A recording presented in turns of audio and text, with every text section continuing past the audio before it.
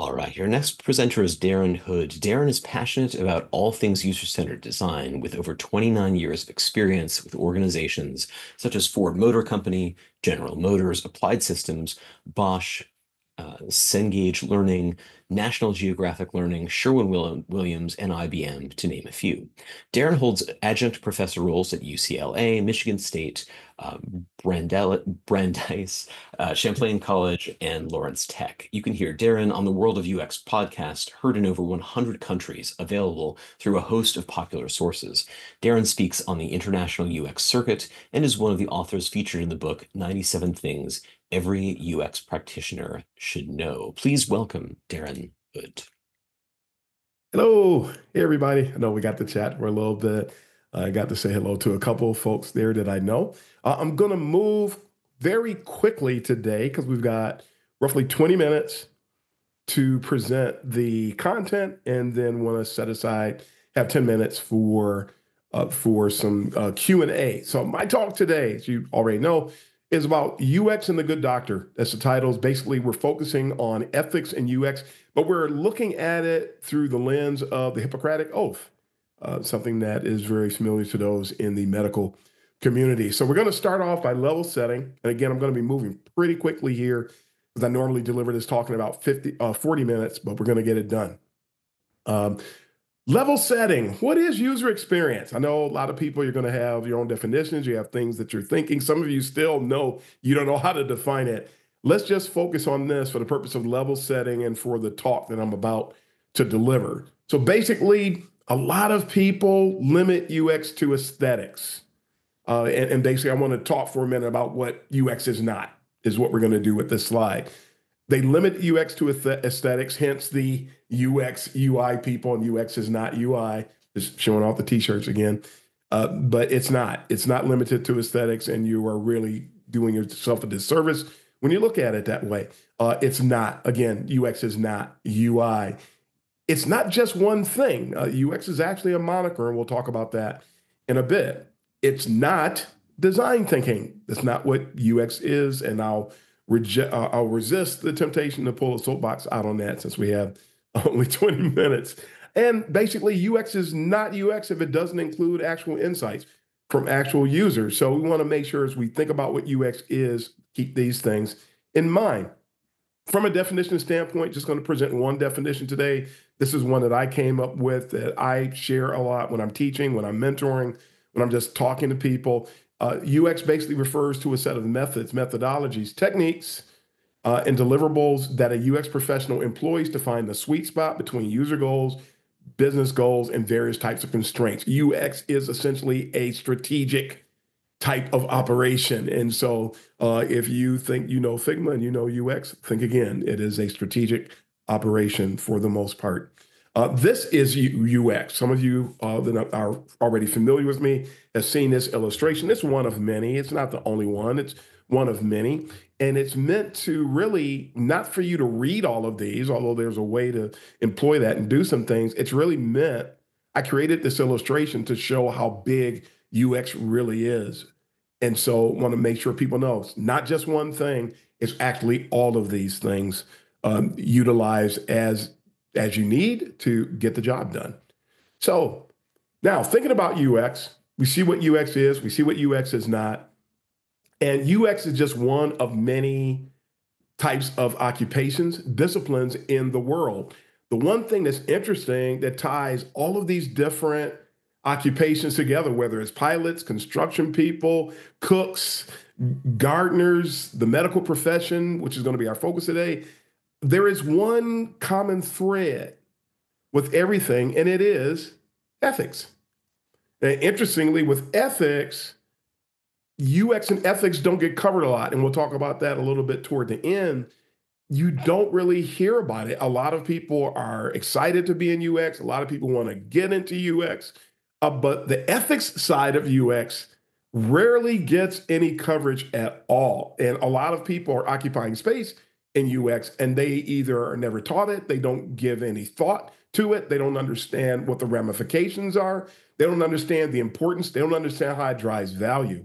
And that's where we want to go today. So UX, when it comes to UX and ethics, there's the big red line through it. People just don't think about it and they're not doing it. We want to put something on your plate. We just want to provoke some thought, is basically what we want to do today. And so we're going to look at UX through the lens of probably the most famous, the most well-known ethical guidelines on the planet, and that is the Hippocratic Oath. Now, for those of you that are not familiar with the Hippocratic Oath, is basically one of the oldest binding documents in the history of the medical profession as a whole. There are two versions. There's an old classic version, which is centuries old, and then there is a modern version, which was written in 1964 by Louis Lasagna, who's the academic dean of the School of Medicine at Tufts University, and it is used in many medical schools today. Now, today, most graduating medical school students take a form of the oath, usually the modernized version. And there are also some people, though, in the midst of all this, how popular it is, how standard it is, there are still people that do not subscribe to it. There are people that do not embrace it. But please know and understand that while it is an accepted norm, operating without embracing the Hippocratic Oath is pretty much non-existent in medical circles today.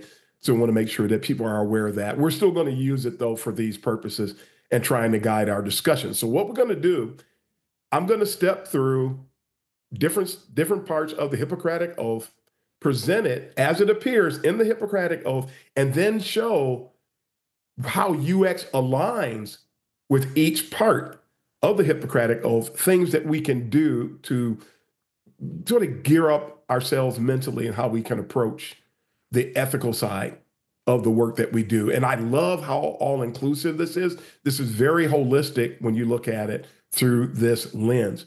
So according to the Hippocratic Oath, that person who takes the oath has to swear to fulfill to the best of their ability and judgment the covenant as a whole. Now, how does that align from a UX perspective? There's a commitment to excellence, is one thing that I can perceive through that.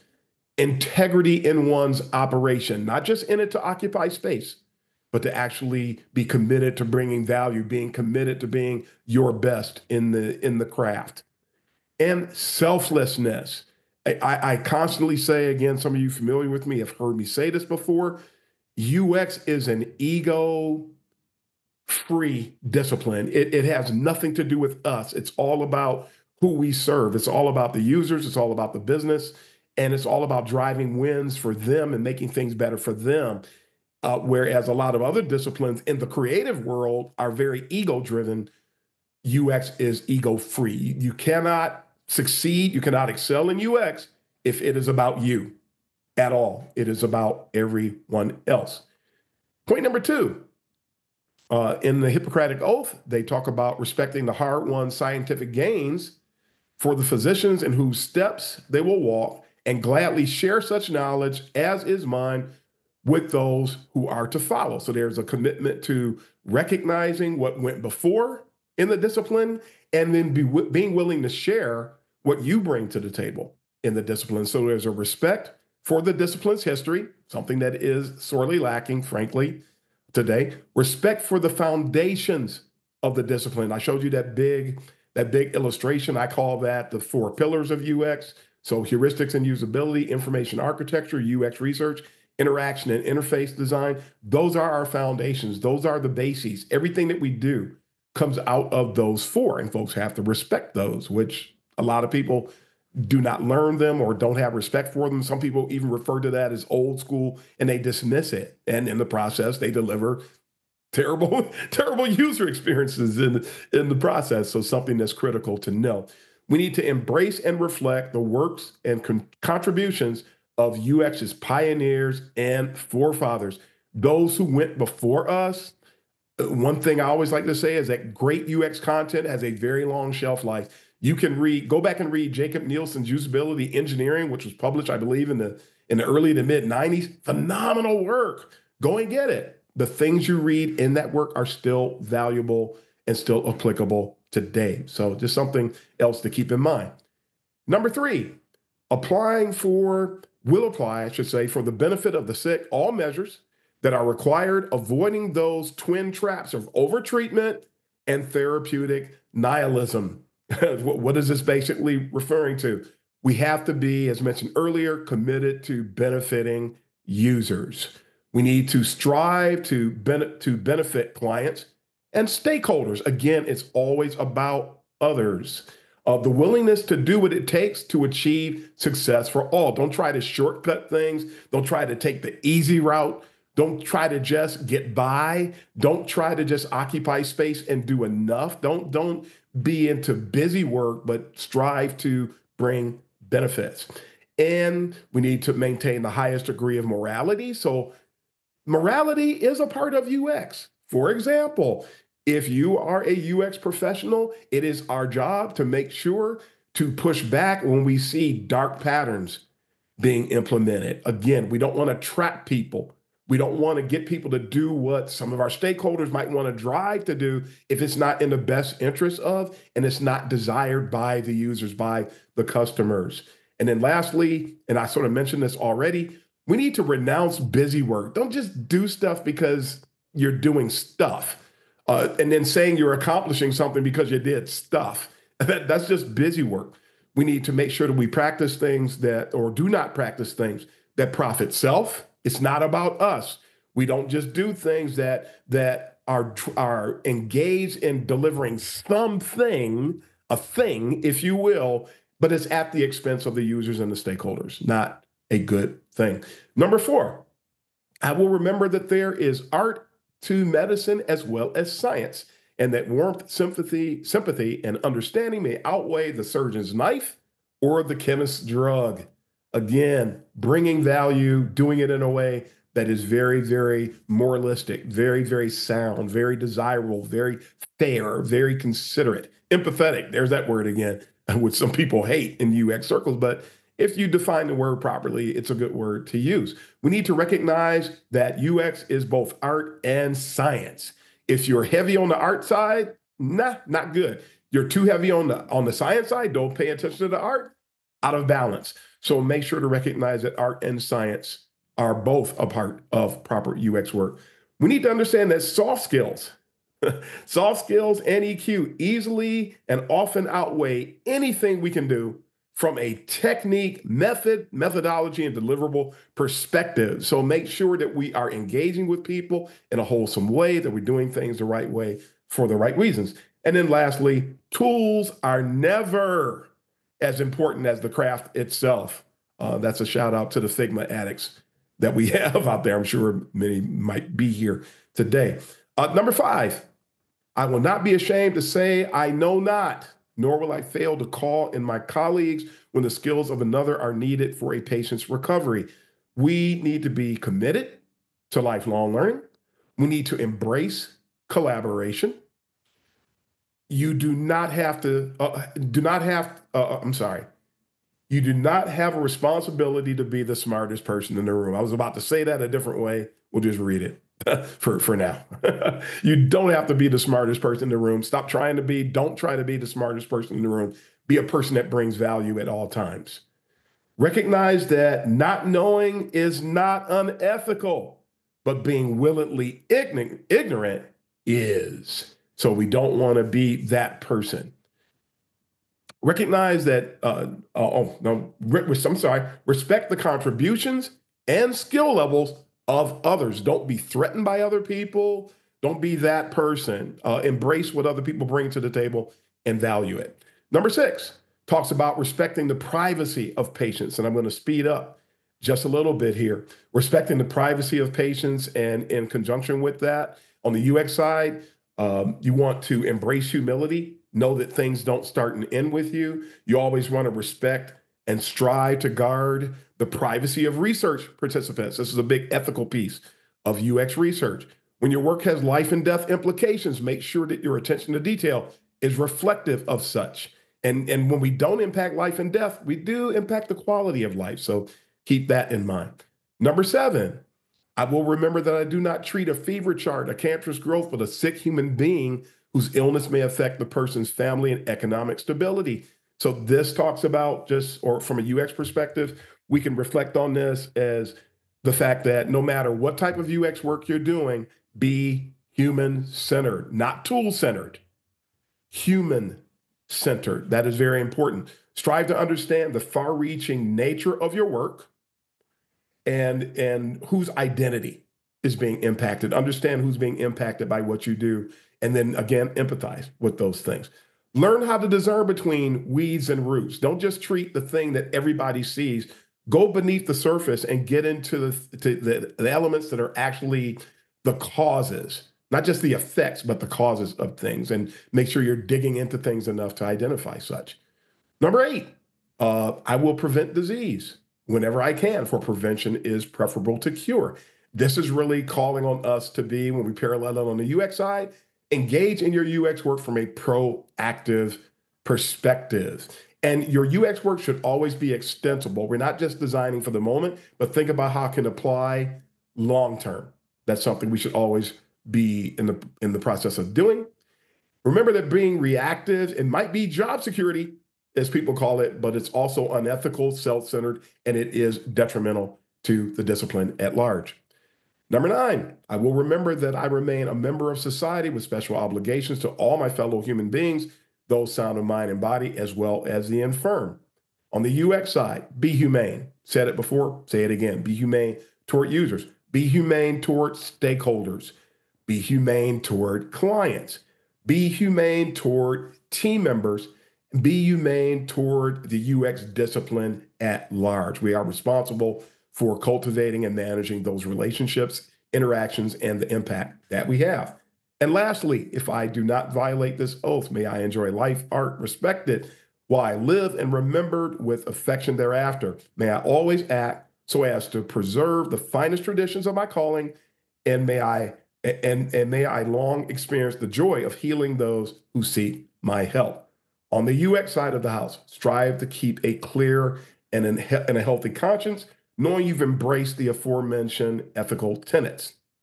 Foster your own optimal psychological safety by complying to or committing to and complying with such ethical operation. Now, that's the Hippocratic Oath. Again, we went through that really, really quickly. Understand that. I hope you're able to take that in. I'm sure you'll see the video or the deck later.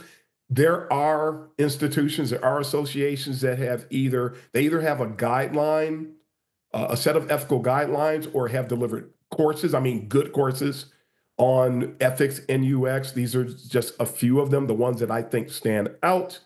And then we want to make sure that there are other people. This is just food for thought today.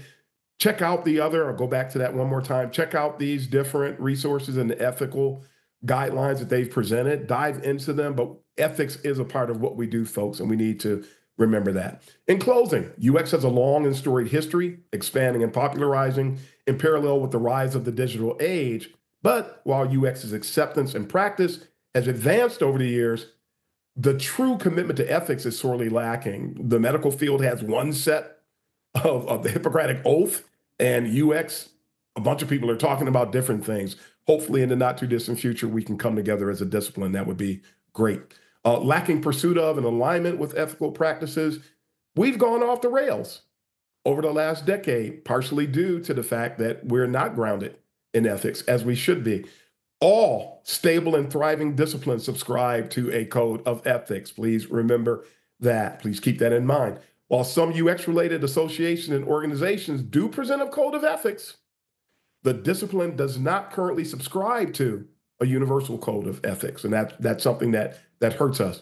The Hippocratic Oath, a standard of operation for those in the medical profession, does provide a solid framework to help guide UXers along ethical lines. Grounding or regrounding in ethics can help restore the discipline. We need to consider that today. We need to keep that in mind. And you can always make yourself a committee of one to operate ethically. I do it. I always make sure to do it. People don't always understand when I'm doing it, but I do it anyway, and I commit to it, and we trudge forward as a result. So, folks, that's it. I feel like that was a lightning talk, almost in a sense. But this is where you can find me. I'm everywhere. The podcast. Most people follow me on LinkedIn. Connect with a lot of people there. About to hit 30,000 followers out there if I didn't already. I have a YouTube channel. We're on Twitter. We're everywhere. folks, that old cartoon character, somebody might, old cartoon character called Savoir Faire. So Savoir Faire is everywhere. That's sort of me. I'm everywhere. So from that perspective, I am Savoir Faire. So that is it, folks, Beautiful. for All the right, so we're talk. moving on to the Q&A part now. We have about Yes. 10 minutes as you very efficiently followed, Darren. Nicely done. We are using the upvote, so we have one question that's been upvoted, a few other questions have been added already. And by the way, Gregory, I sent you a question about, I didn't understand your question, so in the chat, if you don't mind replying to me there. But different question was upvoted already. Uh, Umesh Nawafe asks, how do you tackle if the team is giving importance to the tools like Figma, XD, etc., rather than the foundations of UX? The first thing I'll say to that is you have my condolences, in a joking way. Of course, it's Yeah. painful. I feel the pain. I get it. We always have to stay grounded in the foundations of UX, even if the team is starting to become very tool centric or tool happy. I mean, you work where you work, you got to do what you got to do, but you do have to stay true to the discipline. And the discipline always comes first, it comes before all of us. So no matter what we're doing, the discipline will always be there. I used to be an instructional designer. I watched that discipline get bastardized by people who put certain tools or certain things before the discipline. And that's one of the reasons I got out. And that's one of the reasons I'm here today. I got out of that discipline. I have seen the same thing happening in UX. I wasn't invested to do it in instructional design. I am invested here. It is important to stay true to the discipline, because if you do not, you're going to lose the ability to bring value. I mean, you can still stay true to the discipline. Go ahead and do your work in Figma, XD, or whatever, and that's going to help you deliver the value. If you become tool centric, you will stop delivering value, and the people in charge of making the decisions will eventually see that, and there is no coming back from that. The team will. If you don't bring value, the team is going to be jettisoned. That is an absolute fact. So keep bringing that value. Keep focusing on the foundations. Keep selling the team on the importance of that. Keep demonstrating the importance of those foundations in the work you're doing in Figma. And you just have to ride that out, while some people are just, we can't stop that. People are excited about tools. And then, don't forget InVision. Keep picturing InVision with that tombstone, which is gone now. And everybody who was the big InVision person, now what? And I'm not going to get my Figma soapbox out on this one, but just be careful about that, and always be careful that you know more than one tool. Be prepared for things that can happen later. It has happened several times. It can happen again. So just so you know, I'll end that there. Beautiful. Let's see. Some other questions have some upvotes as well. Irwin Jankovic asks, what are the Mhm. consequences of violating ethics? The consequences of violating ethics, there are many. Um, Lawsuits. In some cases, you could be Yeah. millions and millions of dollars. Mhm. And there have actually been instances where some companies have been sued because of the negligence of a team's UX practice, because Mm. of the coming after teams. I think over in Europe, it's actually against the law now to engage in dark patterns. So, and somebody, if I remember correctly, somebody went to jail Mm. over a lack of ethical practice in UX. It could harm you on the personal level, it could harm you on the professional level, it could harm you at the psychological level. There's a lot of consequences to not operating in ethics. As a discipline, we are suffering because we simply don't operate ethically. I did a series on my podcast about what I call the sinister traits operating in UX today, where I identified somewhere in the vicinity of 150 to 200 different sinister traits. Those traits are active because we lack ethics. Those ethics should not be as mainstream and normalized as they are. So tons of consequences, and we need to rise above it. Again, make yourself a committee of one, and try to do the job, and then hopefully other people will join you. That it's lonely, but it's needed, and it is ethical. It is the right thing to do. Yeah. Is that Awesome. it all the time? Is that it? We still have five We still minutes. have We still have another five five minutes. minutes. Yeah. Aaliyah Hooton asks, how can a discipline establish a code of ethics in the absence of a unified governing body? Who would have the authority to create it, and how can widespread adoption be Mhm. encouraged? So is that committee of Wow, what a one thing? question. And hi, Aaliyah. It was somebody else. I see Jerry. I see some other people I know you're popping questions in there. Um, well, there's a couple of answers. Number one, we're working on it. I know there are some not discipline-wide governing bodies, but there are some instances where some people are trying to start something of that sort. Similar, like some of you may have heard me talk before about how the CPA came to be. There are some of us. I'm part of a governing body that's actually working on something to try to roll out some licensing that could help serve as a governing body. Will we be the end all? Maybe, maybe not. Don't know. We do need to start going in that direction because other disciplines did establish something like that. We're only 30 years in the mainstream as a discipline. I would hope that in the not too distant future is something that we can do. The discipline has been so bastardized, however, that some attempts to do it now will be thwarted because people keep trying to redefine the discipline. They keep trying to eliminate those senior practitioners that the Hippocratic Oath calls for doctors to recognize and honor. There are people in UX today that try to eliminate. They want Dr. Eric Schaefer to not exist. That's the way some people are operating. They want Jacob Nielsen to not exist. They want Yeah. Alan Cooper to not exist. They want Susan Weinschenk to not exist. And they're operating as if these people do not exist, as if they've never contributed anything. That's problematic. And then redefining the discipline based on their crowdsourced, fear-driven types of biases and such.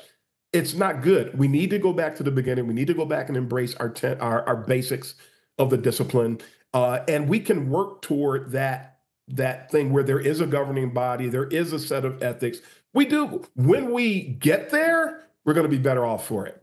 Whereas now we suffer tremendously because it's pretty much. I mean, people tried to usher anarchy. I mean, for example, people fight against gatekeeping. Gatekeeping in its true sense is actually about quality assurance. And all of these other disciplines have gatekeeping, and that's why they thrive. Gatekeeping is not keeping anybody out. I don't know anybody trying to keep anybody out of UX. I've never met anybody like that. I don't do it. I don't know anybody that does it. I do see people trying to keep seasoned people from operating in UX, Mm. interestingly. Yeah. Which is that's why I have a talk that I deliver called Long Live the Gatekeeper, because when you define gatekeeping the right way, you recognize the value of it. You can't withdraw money from an ATM without a gatekeeping entity that made all the cards the same size and all the strips are in the same place in the whole 9 yards because of that's what gatekeeping is. It's quality assurance. It's not keeping anybody out. It's trying to make sure everybody comes in and embraces quality and has the skills and the traits necessary to be a proven commodity in the discipline. That's a good thing. That's not a bad thing. But the people who don't want the gatekeeping are the people who want to get into UX and not be qualified. That's the problem. So when we can agree to that, we can get somewhere. And currently, the posers, retrofits, and upstarts, as I call them, they're sort of winning right now. And I'll stop, Yeah. hopefully, to take in one more. We got one more minute. Great. Yeah, that I love the analogies. I feel like, you wouldn't want to not have that gatekeeping around medical stuff, right? Go and get it surgery done. And like we don't need gatekeeping. Anyone can do that surgery. Let's see. So They do where the witch doctors are. lots of questions here. This is without upvotes prioritizing it by time. Gregory asked about UX engineering and kind of if that's in conflict with the UX Hippocratic Oath. I actually sent Gregory a message and asked about a little follow-up on that. And basically, he's getting the feeling that when we talk about UX engineering, then we're focusing just on the kind of logical side, rather than the kind of art side of it and people side of it in a way. So there's some question about like, are we maybe neglecting some of that Hippocratic Oath thing? We're focused so much on some more scientific side of things. I, I'd say no. Think about that illustration that I showed you. Yeah. Somebody counted that. They said there's 250 things on that illustration. Mhm. That is inclusive of everything. UX is everything. Yeah. And people in UX keep trying to segment us. We're going to go over here because we're the researchers. We're going to separate ourselves from the designers. The more you know about design, the better researcher you are. You're not escaping the perils of UX by going over here on an island and starting your own thing. That's coming from people who don't respect where we've come from. Anybody who practiced UX prior to 2011 did all the things. All of those things. We did information architecture. We did the heuristics, usability. We did the research. We did the interface and the interaction design. We did the relationship management. We did the strategy. Specializations didn't come along until 2011, 2012. And it really has done nothing but because now people want to come in. You want the same paycheck that I got doing a fifth of my work. Are you kidding me? That's not, there's something wrong with that picture if you get that, if you get the drift. We need to, Yeah. and some companies are starting to drive back towards where somebody does know more about the discipline. And so UX engineering, I've heard some people talk about that. I've heard it popping up here and there. I understand what they're getting at. To me, it's still UX. It's just another, Yeah. it's just another thing where it's semantics because it's still UX is UX. It hasn't changed. It's not going to change. Yeah. And we Same still users. do relationship management. We always did. I still do relationship. Oops. There's no difference. You call it Yeah. whatever Yeah. you want. You can call it winky dinky dog. It doesn't matter. It's still when you get down to it. Okay. Cool. All right. So that's the time that we have for Darren. Darren, thank you so much for a wonderful presentation and for engaging with these questions. Please give Darren some thanks with the applause emote. Thank you so much, Darren. Yeah. Thanks for having me. Thanks everybody. Have a good one.